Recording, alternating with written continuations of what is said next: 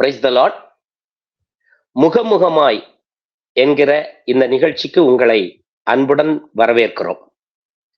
இந்த நிகழ்ச்சியின் நோக்கம் வேதத்தின்படி வசனங்களை விளக்காமல் வேத வசனங்களை திரித்து பேசுகிற ஊழியங்களையும், வேதத்தின்படி ஊழியம் செய்யாத ஊழியங்களையும் ஊழியர்களையும் அம்பலப்படுத்தி ஜனங்களுக்கு புரிய வைப்பதுதான் இந்த நிகழ்ச்சியின் நோக்கம். இது ஒரு விவாத நிகழ்ச்சி, ஒரு டிஸ்கஷன் நிகழ்ச்சி, வேதத்தை டிஸ்கஸ் பண்ற ஒரு நிகழ்ச்சி. இந்த நிகழ்ச்சியில் பலவிதமான போதகர்கள், குறிப்பாக வேதத்தை சரியாக போதிக்கிறவர்களை அழைத்து அவர்களோடு விவாதிக்க இருக்கிறோம். இந்த முதல் நிகழ்ச்சிக்கு தலைப்பாக புது வருட தீர்க்க தரிசனங்கள், வாக்குத்தத்தங்கள் வேதத்தின்படி சரியா என்பதை குறித்து நாம் விவாதிக்க இருக்கிறோம். இன்றைக்கு நம்மோடு அரங்கிலே தூத்துக்குடி மாவட்டத்தை சார்ந்த ஓய்வு பெற்ற பள்ளி தலைமை ஆசிரியர் அண்ணன் கோவில் பிள்ளை அவர்கள் இணைந்திருக்கிறார்கள். பிரைஸ் த லார்ட் சொல்லி அவரை வரவேற்போம். அண்ணன், praise the Lord. Praise the Lord brother. எப்படி இருக்கீங்க? ஆண்டவருடைய கிருபையில நல்லா இருக்கிறோம். ஓகே அண்ணே, இந்த புது வருடம் வந்துருச்சுனாலே ஒவ்வொரு வருஷமும் ஏகப்பட்ட தீர்க்க தரிசிகள் முளைத்து விடுகிறார்கள். ஏற்கனவே இருக்கிற தீர்க்க தரிசிகளும் உங்களுக்கு நாங்கள் சளைத்தவர்கள் அல்ல என்று விதவிதமாக தீர்க்க தரிசனங்களை சொல்லிட்டே இருக்கிறாங்க, அள்ளி வீசுறாங்க. அமெரிக்காவுக்கு சொல்றாங்க, ஆஸ்திரேலியாவுக்கு சொல்றாங்க, ஆசியாவுக்கு சொல்றாங்க, இந்தியாவுக்கு சொல்றாங்க, தமிழ்நாட்டுக்கு சொல்றாங்க. இப்படி சொல்லக்கூடிய தீர்க்க தரிசனங்கள் இன்றைக்கு மலிந்து விட்டதுனால இந்த பிரபலங்களை பார்த்து அநேக ஊழியர்கள் பிரபலமாக வேண்டும் என்றும் தங்களுக்கு தோணியதெல்லாம் உளறி கொண்டிருக்கிறார்கள். எனவே இந்த தீர்க்க தரிசனத்தை குறித்து நமக்கு ஒரு தெளிவு வர வேண்டும். முதலாவதாக அண்ணே, தீர்க்க தரிசினா யாரு? அதாவது பழைய ஏற்பாட்டு காலத்து தீர்க்க தரிசிகள், புதிய ஏற்பாட்டு காலத்து தீர்க்க தரிசிகள். பழைய ஏற்பாடும் புதிய ஏற்பாடுமாக நமக்கு வேதாகம புஸ்தகம் நம்முடைய கையிலே வந்த பிறகு, எழுதி கொடுக்கப்பட்ட பிறகு, இப்பொழுது இந்த கால தீர்க்க தரிசனம் அல்லது தீர்க்க தரிசிகள், இதை வேதத்தின் அடிப்படையில எப்படி பாக்குறீங்க? பிரதர், நீங்க சொன்னது போலவே இன்னைக்கு தீர்க்க தரிசனம்னு இவங்க சொல்றது வேதத்தின்படி தீர்க்க தரிசனமே இல்லைன்னு தான் சொல்ல முடியும். நம்ம பழைய ஏற்பாட்டுல பாத்தீங்கன்னா தீர்க்க தரிசிகளை ஆண்டவர் ஏற்படுத்தி இருந்தார், அழைத்திருந்தார், அபிஷேகம் பண்ணியிருந்தார். அதாவது தீர்க்க தரிசிகள்னா இறை வாக்கு உரைப்பவன், அப்படிதான் ஆர்சி வேதாகமத்துல பாசிக்கிறோம். அப்ப தீர்க்க தரிசனங்கிறது இறைவனுடைய வார்த்தை, தேவனுடைய வார்த்தை. ஆண்டவர் தன்னுடைய வார்த்தையை பழைய ஏற்பாட்டின் காலத்துல எல்லாருக்கும் நேரடியா தெரிவிக்காம தீர்க்க தரிசிகளை தெரிந்து கொண்டு அவர்களுக்கு தன்னுடைய வார்த்தையை சொல்லுவார். அவர்கள் யாருக்கு சொல்லும்படி ஆண்டவர் சொல்லுகிறாரோ அவர்களுக்கு ஆண்டவர் சொன்ன வார்த்தையை மாறாமல் சொல்வதுதான் ஒரு தீர்க்கதரிசியினுடைய பணி, கடமை. அதான் ஆண்டவர் செய்த பழைய ஏற்பாட்டினுடைய ஏற்பாடு. அப்போ அவங்க ஆண்டவருடைய வார்த்தை தனிப்பட்ட நபருக்கும் வரலாம், ஒரு குழுவுக்கு வரலாம், ஒரு ஜாதிக்கு வரலாம், அல்லது அரசனுக்கு சொல்லலாம். அப்ப ஆண்டவர் இந்த வார்த்தையை சொல்லும் போது அந்த தீர்க்கதரிசி நேராக அதுல ஆண்டவருடைய வார்த்தையில எச்சரிப்பு உண்டு, ஆறுதல் உண்டு, போதனை உண்டு, ஆலோசனை உண்டு. இப்படி எல்லாம் கலந்ததுதான் தேவனுடைய வார்த்தை. ஆனா இன்னைக்கு இவங்க தீர்க்க தரிசனங்கிறது ஏதோ ஒரு எதிர்காலத்தை பத்தி சொல்றது, நடந்ததை சொல்றது, இப்படி வச்சிருக்காங்க. அதனால இது தீர்க்க தரிசனத்தின் தேவனுடைய வார்த்தையின் ஒரு பகுதி தான். ஆனா முழுமையான தீர்க்க தரிசனம் என்பது ஆண்டவருடைய எல்லா பகுதிகளையும் உள்ளடக்கியதுதான். இப்ப இந்த தீர்க்க தரிசிகள் ஆண்டவருடைய வார்த்தையை பெற்று அப்படியே சொல்லணும். சில நேரங்கள்ல அரசர்களுக்கு எதிராக எச்சரிப்பாக சொல்லும் போது அவர்களுக்கு பாதிப்பு கூட வரும்.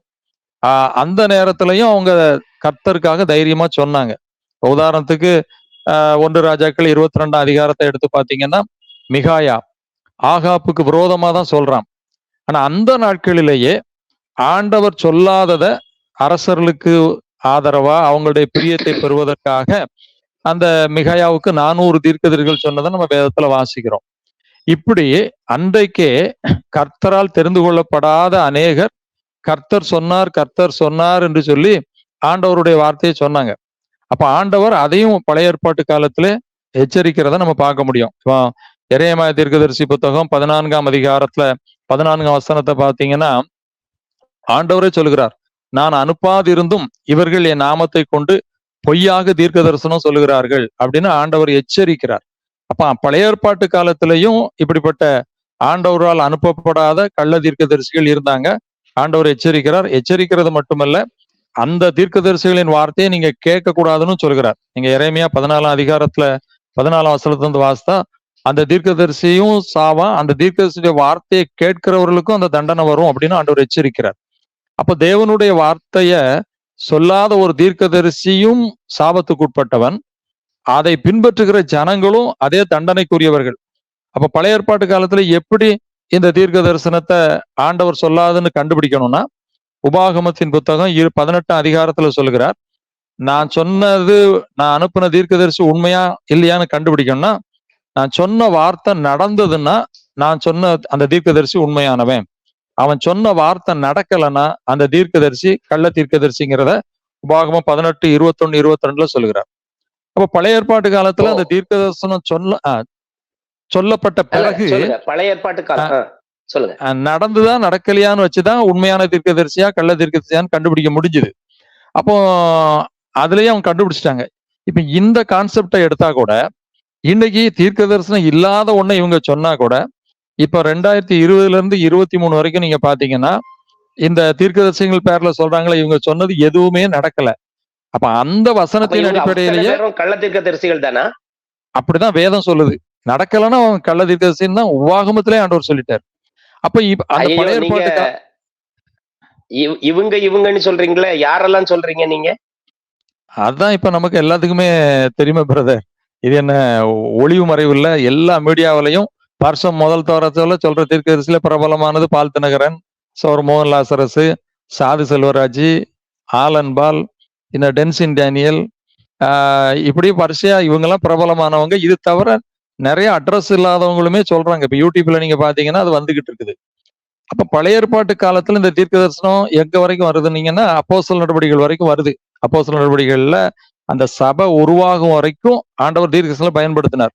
உதாரணத்துக்கு அப்போஸ்தலர் நடவடிக்கைகள்ல பார்க்கிறோம், அகபு தீர்க்கதரிசி 11ஆம் அதிகாரம் இதுல பாத்தீங்கன்னா அவன் பஞ்சம் வரும்னு சொல்றான். ஆக்சுவலா சபை ஏற்படுத்தப்பட்ட பிறகுதானே? ஆமா, சபை ஏற்படுத்தப்பட்டாலும் தேவனுடைய வார்த்தை நம்ம கையில கிடைக்கல. அந்த வேதாகம கையில கால தீர்க்கதரிசி சரியா? ஆமா, புதிய ஏற்பாட்டு காலத்துல சபை ஆரம்பிச்ச அந்த டைம்ல அந்த நேரத்துல அவங்க பயன்படுத்தப்பட்டாங்க. அது எபேசியர்லயும் சொல்றாரு, அந்த சபை கட்டி எழுப்பப்படுவதற்கு 5 ஊழியத்தை சொல்றாரு. அதுல 1 தீர்க்க தரிசன ஊழியம். அப்ப இந்த தீர்க்க தரிசன ஊழியம் இப்படி வரும்போது ஆண்டவர் சபை உருவான பிறகு பரிசுத்த ஆவியானவர் மூலம் அவருடைய முழுமையான வார்த்தையை நமக்கு எழுதி கொடுத்துட்டார். இப்ப 1 தீமோத்தேயு 3:16 தேவனுடைய வாக்கியங்கள் எல்லாம் தேவ ஆவியினாலே அருளப்பட்டு இருக்கிறது. 2 பேர்லயும் சொல்கிறார் 1ஆம் அதிகாரம், தேவனுடைய பரிசுத்த மனிதர்கள் அதை ஏவப்பட்டு எழுதினாங்க. இப்ப அதைத்தான் அவர் சொல்றார், உறுதியான தீர்க்க தரிசன வசனம் நமக்கு கொடுக்கப்பட்டாச்சு, நீங்க அந்த வசனத்தை கவனிக்கணும்னு. அப்ப இப்ப புதிய ஏற்பாட்டுல சபைகள் உருவான பிறகு பல நிறுவங்களாக சபைக்கு சொல்ல போனா ஆண்டவருடைய வருகை நித்திய வாழ்க்கை வரைக்கும் உள்ள தீர்க்க தரிசனத்தை எழுதி நம்ம மொழியிலேயே நம்ம படிக்கிற விதத்திலேயே ஆண்டவர் நமக்கு கிருபையா தந்திருக்கிறார். இது லேசான விஷயம் அல்ல, பெரிய தியாகத்துக்கு பிறகு ஆண்டவர் தந்தது. அப்ப அந்த விலை மதிக்க முடியாத அந்த வேதாகமம் தான் இன்னைக்கு தீர்க்க தரிசனம். இப்போ நம்ம தீர்க்க தரிசனத்தை கண்டுபிடிக்கிறதுக்கு அந்த முறை கூட தேவையில்லை. நடக்குதா நடக்கலான்னா கூட பார்க்க கூடாது. இவங்க சொல்றது வேதத்தின்படி இருக்குதா, வேதத்துக்கு உட்பட்டு இருக்குதா அப்படின்னு பார்த்தே நம்ம கண்டுபிடிச்சிடலாம். இப்ப இவங்க சொல்ற தீர்க்க தரிசனம் பாருங்க, மேடையில நின்று கர்த்தர் அதை சொன்னார் இதை சொன்னாருங்கிறது பழைய ஏற்பாட்டிலையும் கிடையாது, புதிய ஏற்பாட்டிலையும் கிடையாது. யாருக்கு சொல்லணுமோ ஆக மொத்தத்துல நீங்க சொல்றத பார்க்கும்போது பழைய ஏற்பாட்டுல கர்த்தர் சில மனிதர்களின் வாயிலாக அவர்கள் வாயின் மூலமாக தன்னுடைய வார்த்தைகளை வெளிப்படுத்தினார். அவர்கள் தீர்க்கதரிசி என்று அழைக்கப்பட்டார்கள். அந்த காலத்திலேயே அவர்கள் சிலர் சொன்னது நடக்கல அப்படின்னா அவர்கள் கள்ள தீர்க்கதரிசிகள். கள்ள சரிதானே? தீர்க்கதரிசிகள். ஆமா. அதன் பிறகு புதிய ஏற்பாட்டு காலத்துல வேத வசனம் நமக்கு கையில எழுதி கொடுக்கிறது வரைக்கும் சில மனிதர்களை சபையிலே தீர்க்கதரிசிகளாக கர்த்தர் தேவன் பயன்படுத்தினார், பயன்படுத்தினார். ஆவியானவர் பயன்படுத்தினார். அப்போ தீர்க்க தரிசனங்கள் தேவைப்பட்டுச்சு, நிறைய பேர் சொன்னாங்க. இப்போ அதை எழுத்தாக நமக்கு கொடுக்கப்பட்ட பிறகு இப்போ அந்த வசனங்கள் தான் தீர்க்க தரிசன வசனங்கள்னு நீங்க சொல்றீங்க. இயேசு நிச்சயமா கிறிஸ்துவும் வேதமே அதை எதிர்காலத்தை சொல்லுது. குறித்து இயேசு கிறிஸ்துவும் தீர்க்க தரிசனங்கள் சொல்லியிருக்கிறார். எதிர்காலத்தை குறித்து என்னவெல்லாம் நடக்க போகிறது, இனி சம்பவிக்க ஆமா. போகிற காரியங்கள்னு சொல்லி இருக்கிறாங்க. அப்போ இந்த காலத்துக்கு இப்ப ஒரு கேள்வி வருது இல்லையா? இந்த காலம் ஆமா. இப்ப நம்ம கையில பைபிள் இருக்கு, சபையும் இருக்கு. இந்த காலத்துல தீர்க்க தரிசனமோ தீர்க்க தரிசியோ தேவை இல்லையா? தேவைப்பட்டா நிச்சயம். எப்படிப்பட்டவர்களா அவங்க இருக்கணும்? அதாவது 1 கொரிந்தியர் 13 அதிகாரத்தை நம்ம வாசிக்கும் போது தீர்க்க தரிசனம் சொல்லுதல் குறை உள்ளது அப்படின்னு எழுதுறாரு. ஏன் குறை உள்ளதுன்னா, பழைய ஏற்பாட்டுல ஆண்டவர் வார்த்தையை பெற்றாங்களா இல்லையாங்கிறத கண்டுபிடிக்கிறது கொஞ்சம் கஷ்டம். அது குறைவுள்ளதா இருந்தது. இப்ப நிறைவானது வரும்போது குறைவானது ஒளிந்து போகும்னா, ஆண்டவர் முற்று பெற்ற அவருடைய வார்த்தையை வேதாகமா நம்ம கையில கொடுத்துட்டாரு. அப்ப நிறைவானது இந்த வேதாகமம். இப்ப நம்ம தீர்க்க தரிசனம்னு சொன்னா, இந்த வசனத்தை நம்ம வாசித்து ஆண்டவர் அதுல என்ன பேசியிருக்கிறார், என்ன பேச வருகிறார், நாம என்ன செய்யணும் அப்படிங்கிறத அறிஞ்சு செய்கிறது தான் தீர்க்க தரிசனத்தை நிறைவேற்றுதல். அப்ப இந்த வேத வசனத்தை சரியா ஒரு மனிதன் போதித்தால் அவன் தான் இன்னைக்கு வேதத்தின்படி தீர்க்கதரிசி. மற்றபடி புதிதா வேதத்துக்கு அப்பாற்பட்டு கர்த்தர் சொன்னார்னு சொன்னா நிச்சயமா அது தீர்க்க தரிசனமும் இல்லை. அவர்கள் கள்ள தீர்க்க தரிசிகள் தான் வேதம் சொல்லுகிறது. ஏன்னா பழைய ஏற்பாட்டிலேயே நான் சொல்லாத சொல்லுங்க. பழைய ஏற்பாட்டிலேயே கர்த்தர் சொல்லாத சொன்னா கள்ள தீர்க்கும் போது, இது தேவனுடைய வார்த்தை. இந்த வார்த்தையில நீங்க வருஷத்துக்கு துவக்கத்துல இப்படி என் ஜனங்களுக்கு நீங்க தீர்க்க தரிசனம் சொல்லணும்னு ஆண்டவர் அப்போஸ்தலருக்கும் சொல்லல, அப்போஸ்தலரும் சொல்லல. அப்ப நடக்க போற விஷயங்களை பொதுவா ஆண்டவர் நமக்கு எழுதிட்டாரு. அதுதான் இவங்களும் சொல்றாங்க பொதுவா.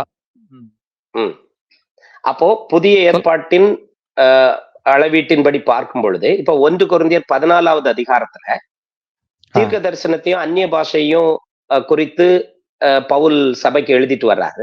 அப்போ அங்க தீர்க்கதரிசி ஒருவன் அவ்விசுவாசி ஒருவன் உள்ள வரும்பொழுது, சபைக்குள்ள வரும்பொழுது அவனுடைய பாவத்தை உணர்த்தும் பொழுது அவன் மனம் திரும்புவதற்கு வாய்ப்பா இருக்குன்னு சொல்றாரு. அதே போல அதே அதிகாரத்துல ஒருவருக்கொருவர் மற்றவர்களுக்கு புத்தி சொல்லுகிற காரியங்களை செய்யணும்னு சொல்றதுக்கு தீர்க்கதரிசி என்பவன் மற்றவர்களுக்கு புத்தி சொல்லணும். அப்போ இந்த தீர்க்கதரிசி அவ்விசுவாசியை அவனுடைய பாவத்தை உணர்த்துவதா இருந்தாலும் சரி, அல்லது புத்தி சொல்வதா இருந்தாலும் சரி, எல்லாம் வேதத்தின் அடிப்படையில இருந்தாதான் அவன் தீர்க்கதரிசின்னு சொல்றீங்க, சரியா? ஆமா.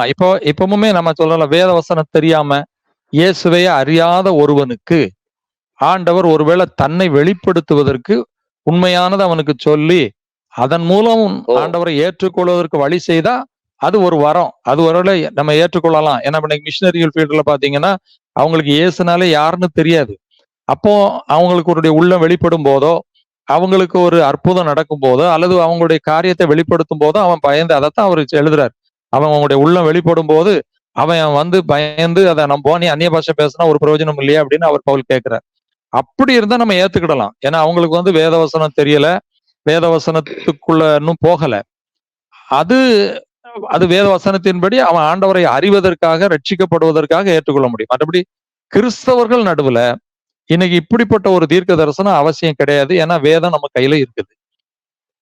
ஓகே ஓகே ஓகே அப்படின்னா இப்ப வருஷ துவக்கத்துல சொல்லப்படுகிற இந்த தீர்க்க தரிசனங்கள் வேதத்தின்படி சரி அல்ல, இது வேதத்தின்படியான ஊழியம் அல்ல என்பதை நீங்க சொல்றீங்க, கரெக்டா? 100% உண்மைன்னு. நம்ம இப்ப பார்த்தாலே பாருங்க பிரதர், 2020 இருந்து பாருங்க, பழைய ஏற்பாட்டிலேயே சொன்ன காரியம் நடக்கணுங்காரு. இவங்க நடக்கிறது எதுவையும் இது வரைக்கும் சொல்லல. 2வது ஒரு தீர்க்க தரிசனங்கிறது கர்த்தர் ஒரு நோக்கம் வச்சிருக்கிறார். அவனுக்கு ஒரு எச்சரிப்பை கொடுக்கணும், அவனுக்கு ஒரு ஆறுதலை கொடுக்கணும், அவனுக்கு ஒரு ஆலோசனை கொடுக்கணும். அதுதான் தீர்க்க தரிசனுடைய நோக்கம். இப்ப இவங்க சொல்ற தீர்க்க தரிசனத்தினால யாருக்காவது ஒரு பிரயோஜனம் இருக்குதா, அல்லது எதையாவது ஒரு குறிப்பிட்ட நபரை நோக்கி சொல்றாங்களா, அல்லது ஒரு தேசத்துக்கு சொன்னா தேசத்துக்குள்ள போய் தெளிவா சொல்றாங்களா? ஒண்ணுமே இல்ல. 2020 இருந்து நடந்த ஒண்ணையுமே சொல்லல. இப்ப இந்த வருஷத்த பாருங்க. ஆரம்பத்துல இருந்து இப்போ சமீபத்துல டிசம்பர்ல சென்னையில எங்கேயும் நடந்த வெள்ளத்த கூட சொல்லல. எவ்வளவு பாதிப்பு மக்களுக்கு? கொஞ்சம் முந்தி சொல்லி அவங்கள உற்சாகப்படுத்தி இருந்தா அல்லது ஒரு எச்சரிப்படை செய்திருந்தா பிரயோஜனம். அப்ப பிரயோஜனமற்றம் இல்லாத ஒண்ண சொல்றதுனால என்ன பிரயோஜனமும் இல்ல. இது தீர்க்க தரிசனமே இல்ல. இவங்க அப்போ விளம்பரத்துக்காக இதை செஞ்சுட்டு இருக்காங்க. நீங்க சொல்றத ம். பார்த்தா ஒருவேளை அவங்க சொல்லி ஒண்ணு நடந்துருச்சுன்னா அப்ப அது தீர்க்க தரிசனமா? குறிகாரர்களும் நிறைய நிச்சயம். பேர் சொல்றாங்க, குடுகுடுப்பைக்காரர்களும் சொல்றாங்க. உங்க ஊர்ல அ. எப்படி சொல்லுவாங்கன்னு தெரியல. எங்க ஊர் நாகர்கோயில் எல்லாம் ராப்பட்டாளின்னு சொல்லுவாங்க. அந்த ஆமா. இங்க ராப்பட்டாளி கூட நல்ல குடுகுடுப்புக்காரங்க. காலம் பிறக்குது, நல்ல காலம் பிறக்குதுன்னு குடு குடு குடுன்னு ஆட்டிட்டு ஒண்ணு சொல்லுவானே. அவன் ம். சொல்றது கூட சிலது நடந்துருது இல்லையா? அப்ப நடக்குது. இவங்களும் வந்து எதையோ ஒண்ண அடிச்சு விட அது நடந்துருச்சுன்னா அப்ப இவங்க தீர்க்கதரிசிகளா? இல்ல. அதத்தான் சொல்றேன் நானு. சொன்னது அவ்வளவும் நடக்கணும்ல. அப்படி 1, 2 சொல்லி ஆ. நடக்கிறது இவங்க சொன்னதுனால நடக்கல. அது இயற்கையா கூட நடக்கலாம். அதனால நம்ம இவங்கள தீர்க்கதரிசின்னு ஏத்துக்கிடவே முடியாது. ஆனா நிச்சயமா இவங்க சொல்லி ஒண்ணும் இதுவரைக்கும் நடந்த மாரி தெரியல. ஆ. அதாவது அதாவது பொத்தாம் நீங்க பொதுவா சொல்லி வேணா சென்னைக்கு நடக்கல, தூத்துக்குடியில நடக்கல, திருநெல்வேலியில நடக்கலன்னு சொல்ல வர்றீங்க. ஆமா இத சொல்லவே இல்லையே. பொதுவுல தானே ஆமா, சொல்றாங்க. இத அப்ப சுத்தி இவங்க வந்து இருக்கிற எல்லாரும் தான் தீர்க்க தரிசனமும் சொல்லிட்டு இருக்கிறாங்க. ஆமா. அதனால இது வந்து வேடிக்கையா என்ன இருக்கு. பொறுத்த அளவுல இத தீர்க்க தரிசனனே எடுத்துக்கிட முடியல. இது வந்து குறி மக்கள் மத்தியில குறி இவங்க சொல்றதுன்னு தீர்க்க தரிசனம் சொல்லிக்கலாமா? குறி சொல்றதுன்னு. அ அதுவும் கூட அவன் கூட இப்படி சொல்ல மாட்டானே. மேடைய போட்டே சொல்ல மாட்டானே. நீங்க நல்லா பாருங்க குறி சொல்றவன் வந்து நேரடியா தான் போய் சொல்றான். அது கூட ஆ. நடக்கல. அப்படி எல்லாம் கூட மீடியாவ கூப்பிட்டு வச்சு அதுக்குன்னு ஸ்பெஷலா சொல்றாங்க. இவங்க மீட்டிங் அப்போ போட்டுலாம் இதனுடைய சொல்றாங்க. நோக்கம் என்னண்ணே? இது மக்களுக்கு இதன் பிரயோஜனம் இல்ல. இவங்க சொல்றது ஆ ஒண்ணுமே மக்களுக்கு பிரயோஜனம் இல்ல. அமெரிக்காவுக்கு சொல்றதுனால நமக்கு ஏதாவது பிரயோஜனம் உண்டா? இல்ல, அமெரிக்கால இருக்கிறவங்க இவங்க பேச்ச கேட்க போறாங்களா? இல்ல. இவங்க சொல்றதுனால யாருக்கும் பிரயோஜனம் இல்லாத போது, இவங்க சொல்றது ஆ, வேதத்தின் அடிப்படையிலே இல்லாத போது, பின்ன ஆ. பின்ன எதுக்கு இவங்க சொல்லிட்டு இருக்கிறாங்க? இவங்க சொல்றதுல அவங்களுக்கு லாபம் இருக்கு. ஒண்ணு அவங்களுக்கு கொஞ்சம் ஓ! நல்லா காணிக்க வருது, கூட்டம் வருது, ஓ! புகழ் வருது. அதுக்கு தான் இவங்க சொல்றாங்க. பிரபலம், மற்றபடி பிரபலம். அவங்களுக்கு அ, ம். ஆ. இப்ப எத்தன பேர் நம்மள மாரி இப்ப நம்ம இப்ப தான் சொல்றோம். இதே மாரி எத்தன பேர் இவங்க சொன்னது நடக்கல, நடக்கலன்னு எடுத்து போட்டு சொன்னா கூட, இப்ப 2024 வரப்போது பாருங்க. அவங்க மனசாட்சிக்கே தெரியும். துல்லியமா சொல்லி, நம்ம சொன்னது சரியில்ல. நிச்சயமா அந்த தீமோத்தேயுல எழுதுன மாரி மனசாட்சியில் சூடுண்ட பொய்யர்கள்ன மாரி தான் இவங்க நிலையோ என்னமோ தெரியல. நல்லா தெரியும். நம்ம தெளிவா சொன்னது ஒண்ணும் நடக்கலன்னு. இப்ப 2024ல விடுவாங்கன்னு நினைக்கிறீங்களா? ஏன்னா ஒரு கூட்ட மக்கள் இவங்க என்ன சொன்னாலும் நம்புவதற்கு ரெடியா இருக்காங்க. நம்மள மாரி கொஞ்சம் பேர் தான் இத தப்புன்னு சொல்லிட்டு இருக்கோம். அதனால இவங்க நிறுத்த மாட்டாங்க. இருந்தாலும் நம்ம மக்களுக்கு ஒரு விழிப்புணர்வு ஏற்படுத்துவதற்காக நம்ம இத செய்றோம். ஆனா இந்த விழிப்புணர்வு காரியத்த நீங்க சொல்லும்போது எனக்கு ஒண்ணு ஞாபகத்துக்கு வருது. இப்போ அ அண்ணன் சாம்சன் பால்வர் தொடர்ந்து பேசிட்டு இருக்கிறாரு. தமிழ் பைபிள் மினிஸ்ட்ரி ஆமா, லெனின் பேசிட்டு இருக்கிறாரு. ஆமா, பிரவீன் டினோ பேசிட்டு இருக்கிறாரு. ரோஸ்டிங் டுடேஸ் கிறிஸ்டியானிட்டி தொடர்ந்து அவங்க ஜஸ்வின் ஆமா, ஜோஸ்வா அவங்க பிரதர்ஸ் அவங்க தொடர்ந்து போட்டுட்டு இருக்கிறாங்க. இன்னும் டேனியல்னு திருப்பூர்ல இருந்து ஒருத்தர் போட்டுட்டு இருக்காரு. திருப்பூர் போட்டுட்டு இருக்காரு. சாலமன் பேசுறாரு. இன்னும் ஆமா. எத்தனையோ பேர் வந்து நமக்கு ஒருவேளை தெரியாம கூட நிறைய பேரு நீங்க கூட ஆம். பேசியிருக்கீங்க ஏற்கனவே. ம். ஆமா, மீடியா இல்லாமலும் பேசுறாங்க. இவ்வளவு காரியங்கள் இருந்தும் மக்களுக்கு விழிப்புணர்வு வரலையே. நாம பேசுறதுனால ஏதாவது நடக்கும்னு நினைக்கிறீங்களா? நடக்குங்கிறது நமக்கு முக்கியம் இல்ல பிரதர். ஆண்டவர் என்ன செய்ய சொன்னாரோ, அத நம்ம செய்றோம். நடுகிறவனாலும் ஒன்றுமில்லை, நீர் பாய்ச்சுகிறவனாலும் ஒன்றுமில்லை, விளையச் செய்கிற தேவனால் ஆகும். அது அவருடைய கரத்துல இருக்கிறது. நம்ம அவருடைய பணிய செய்யாம போனா நம்ம கணக்கு குடுக்கணும். அந்த அடிப்படையில தான் நம்ம செய்றோம். ஆனா என்னன்னா, ஜனங்களுக்கு வேத எப்படியாவது அறிவு ஆ வே எப்படியாவது ஒரு சிலரையாவது சத்தியத்துக்குள்ள ஆ திருப்பிடலான்னு நம்ம முயற்சி பண்றோம். ஆனா நிச்சயம் கொஞ்சம் விழிப்புணர்வு இருக்கு. இல்லன்னு சொல்ல முடியாது. கொஞ்சமாவது நிச்சயம் விழிப்புணர்வு ஓகே. இருக்குது. கொஞ்சம் தெளிவடைகிறாங்க மக்கள். ம். அப்போ அதனால நம்ம இந்த இந்த கலாச்சாரம் எனக்கு ஒரு கேள்வி அடிக்கடி வருது பாத்துங்க. என்னன்னா, அ, நான்லாம் வந்து ரோமன் கேத்தலிக்ல இருந்து ரட்சிக்கப்பட்டிருக்கிறேன். 2015க்கு அ, பிறகு தான் நான் சபைக்கு போறேன். அ, இந்த அ. கலாச்சாரம் தமிழ்நாட்டுக்குள்ள எப்படி வந்துச்சு? இந்த உங்களுக்கு ஏதாவது கலாச்சாரம் தெரியுமா? கிட்டத்தட்ட ஒரு 30 வருஷம் அதுக்கு மெயின் ஆரம்பம் வந்து நீங்க வெளிநாட்டுல இருந்து வந்திருக்கலாம். அது ஒரு இது. ஆனா இங்க மெயினா முதல்ல கொண்டு வந்தது தினகரன் தான். இந்த மாரி மேடையில நின்னு ஓ! பேர சொல்லி கூப்பிட்டது. இதத்தான் தீர்க்கதரிசனம் முதல்ல ஆரம்பிச்சாங்க. அப்புறம் கொஞ்சம் கொஞ்சமா வந்து வருஷ வாக்குத்தத்தம் தீர்க்க தரிசனம்னு சொன்னது சவர் மோகன்லாஸா தான் இருக்குமான்னு எனக்கு தெரியல. ஆனா இப்போ நிறைய பேர் சொல்றாங்க. இத ஒரு ஒரு இது வந்து நல்ல வியாபாரம் ஆயிடுச்சு. எப்படி ஆடி கழிவை கொண்டு வந்த உடனே அந்த வியாபாரம் மந்தமா இருந்தது, அந்த மாசத்துல செழிப்பாச்சோ, அதே மாதிரி இது ஒரு நல்ல அவங்களுக்கு ஒரு வியாபாரம் ஆன மாதிரி தெரிஞ்ச உடனே எல்லாரும் அதை கையில எடுத்துட்டாங்க. அப்படிதான் இது வளர்ந்துச்சு. ஆனா ஜனங்கள் வந்து வேதத்தை அறிஞ்சிருந்தாங்கன்னா அதை எதிர்த்திருப்பாங்க. இவங்களும் வேத அறிவு இல்லாததுனால தீர்க்கதரிசனம் இல்லாத ஒண்ணு தீர்க்கதரிசனம் நம்பி அவங்க பின்னாடி போக ஆரம்பிச்சிட்டாங்க. ஓகே. அப்போ நீங்க சொல்றது படி பார்த்தா, ஜனங்களுக்கு சுத்தமா வேத அறிவே இல்ல. அவங்க சபைக்கு போயிட்டு வர்றதோட இருக்கிறாங்க. சில தலைவர்களை மட்டும் பின்பற்றிட்டு இருக்கிறாங்க. இயேசுவையோ, பவுலையோ, அவருடைய சீஷர்களையோ பின்பற்றுவது போல தெரியல. அதே போல இந்த தீர்க்க தரிசனம் சொல்றவங்களும், இது இப்படி ஒரு மாடல் வேதத்திலே இல்ல. புதிய ஏற்பாடு, புதிய உடன்படிக்கையின் சபைக்குள்ள இது இல்லவே இல்ல என்பதை நல்லா தெரிஞ்சும், மக்களுக்கு கூட ஒருவேளை தெரியாம இருக்கலாம். ஆனா இவங்களுக்கு நல்லா தெரிஞ்சுதான் இத சொல்லிட்டு இருக்கிறாங்க. மக்களை குழப்பிட்டு இருக்கிறாங்க. மக்களும் அறியாமையினால இவங்க பின்னாடி போறாங்க. சரிதானே? ஆமா. ஆனா என்னன்னா, இந்த சபை பாஸ்டர்ஸ், ரெவரண்ட் இவங்களாவது தன் கையில கொடுக்கப்பட்ட இந்த ஆடுகளுக்கு ஒரு எச்சரிப்பை கொடுக்கணும். நம்ம சபையை கட்டுப்பாடா வைக்கணுங்கிற நிலையும் இல்லை. நிறைய சபை தலைவர்களுக்கு தெரிஞ்சா கூட அவங்களும் இத அனுமதிக்கிறாங்க, அவங்க பின்னாடி போறாங்கங்கிறது தான் ஆச்சரியமா இருக்கு. Okay, okay, okay. ஆனா இன்னும் ஒரு பாயிண்ட், இந்த தீர்க்க தரிசன வரம் அப்போ நம்ம ஏற்கனவே புதிய ஏற்பாட்டுல நம்ம 1 கொரிந்தியர் 12வது அதிகாரம், அப்புறம் 14வது அதிகாரம் எல்லாம் பார்க்கும்போது இந்த தீர்க்க தரிசனம் சொல்லுதல ஒரு வரம் அப்படின்னு சொல்றாங்க. இப்ப சமீபத்துல கூட நீங்க பார்த்திருப்பீங்க, ரோஸ்டிங் டுடேஸ் கிறிஸ்டியானிட்டில ஜான் ஜெபராஜ் எனக்கு அந்த தீர்க்க தரிசன வரம் இருக்கு அப்படின்னு சொல்றாரு இல்லையா? அதை பற்றி நீங்க என்ன நினைக்கிறீங்க? இப்ப வரங்களை பத்தி நீங்க? ஆமா, அதை பார்த்தேன். அவரு ஒண்ணு சொல்றது, அது ஒரு மாயவத்தக்காரன் கூட அப்படி சொல்ல மாட்டான். அந்த ஒரு குடும்பத்தை பார்த்து உங்க வீட்டுல ஜேன்னு ஆரம்பிக்கிற பேர் இருக்கிறான்னு கேக்குறாரு. அவங்க ஆமா அப்படிங்கிறாங்க. உடனே இவரே கெஸ் பண்ணி ஜெகன் அப்படி மெதுவா சொல்றாரு பாருங்க. அவர் அங்க இல்ல. உடனே கூட ஜேசுராஜன் அப்படின்னு சொன்ன உடனே அப்படியே பின்வாங்கி போயிட்டு, ஆண்டவர் எனக்கு ஜேயையும் என்னையும் தான் காட்டினாரு கடல். இது தீர்க்க தரிசனமா?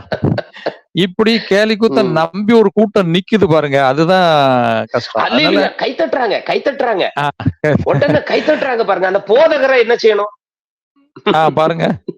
இப்ப வரம் அப்படின்னா அந்த வரங்கள் கொடுக்கப்பட்டான்னு சொன்ன பழைய ஏற்பாட்டுல அது வரமாவே இருந்துச்சு.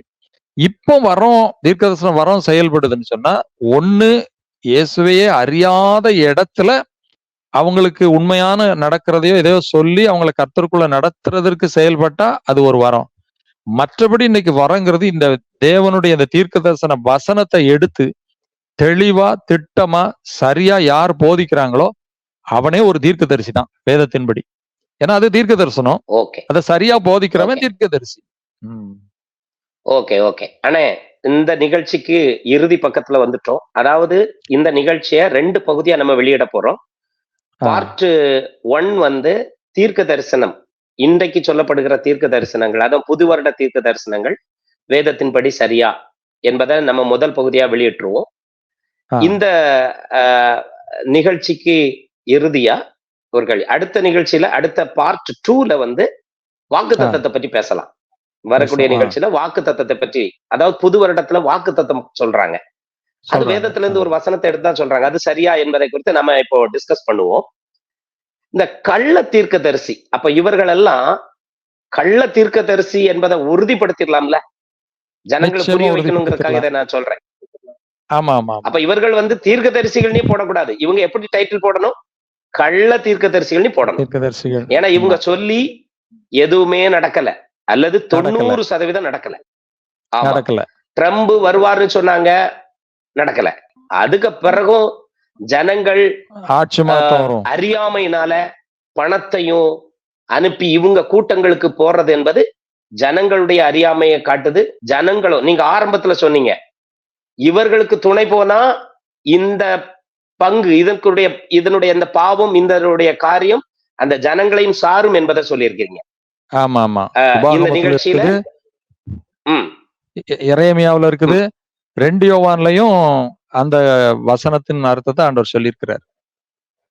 ஓகே, அருமையா தீர்க்க தரிசனா யாரு, பழைய ஏற்பாட்டு தீர்க்க தரிசனா யாரு, புதிய ஏற்பாட்டு தீர்க்க தரிசனங்கள் எப்படி இருந்தது, இப்பொழுது தீர்க்க தரிசனங்கள் எப்படி இருக்க வேண்டும், ஆனால் எப்படி இருந்து கொண்டிருக்கிறது, புது வருட தீர்க்கதரிசிகள் என்னென்னவெல்லாம் செய்கிறார்கள், இதை நம்பி மக்கள் எப்படியெல்லாம் ஏமாறுகிறார்கள், நம்முடைய நிகழ்ச்சியினுடைய நோக்கம் என்ன, தீர்க்க தரிசன வரம் எப்படி செயல்பட வேண்டும் என்பதையெல்லாம் மிகவும் நேர்த்தியாக அழகாக வேதத்தின் அடிப்படையில சொன்னீங்க. நாம பார்ட் 2ல வாக்குத்தத்தத்தை பற்றி பேசலான்னு. Praise the Lord. சரி.